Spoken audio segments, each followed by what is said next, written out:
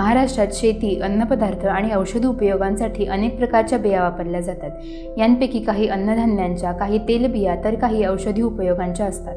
धान्यांच्या बिया मुख्यत्वे तृणधान्य किंवा अन्नधान्यांच्या असतात. उदाहरणार्थ तांदूळ, गहू, ज्वारी, मका इत्यादी. तूर, उडीद, मूग, हरभरा यांच्या बिया कडधान्य पिकवण्यासाठी वापरल्या जातात. तेलबिया तेल काढण्यासाठी किंवा आहारात वापरल्या जातात. त्यातील तीळ हे पांढरे किंवा काळे असतात आणि तिळाचं तेलही काढलं जातं.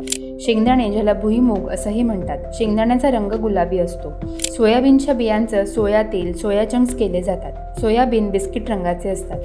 सूर्यमुखी बियांचं तेल काढलं जातं किंवा त्या भाजून खाल्ल्या जातात. त्यांचाही रंग बिस्किटसारखा असतो. मसाले व औषधी बिया. जिरं हे करड्या रंगाचं असतं. मेथी दाणे व धणे पिवळसर करड्या रंगाचे असतात. कलौंजी म्हणजेच कांदा पोपी ही काळ्या रंगाची असते. मोहरी काळसर लाल रंगाची असते. आरोग्यदायी खाद्यबिया. अळशी म्हणजे जवस हे चॉकलेटी रंगाचं असतं. चिया बिया म्हणजेच चिया सीड्स या राखाडी रंगाच्या असतात. कोहळ्याच्या बिया बिस्किट रंगाच्या असतात. काकडीच्या बिया वाळवून त्याचा मगज म्हणूनही वापर केला जातो. या बिया हिरवट रंगाच्या असतात. म्हणून धान्यांच्या बिया, तेलबिया, मसाले व सुपर सीड्स या सर्व बिया अन्नपदार्थ आणि औषधांमध्ये महत्त्वपूर्ण भूमिका बजावतात.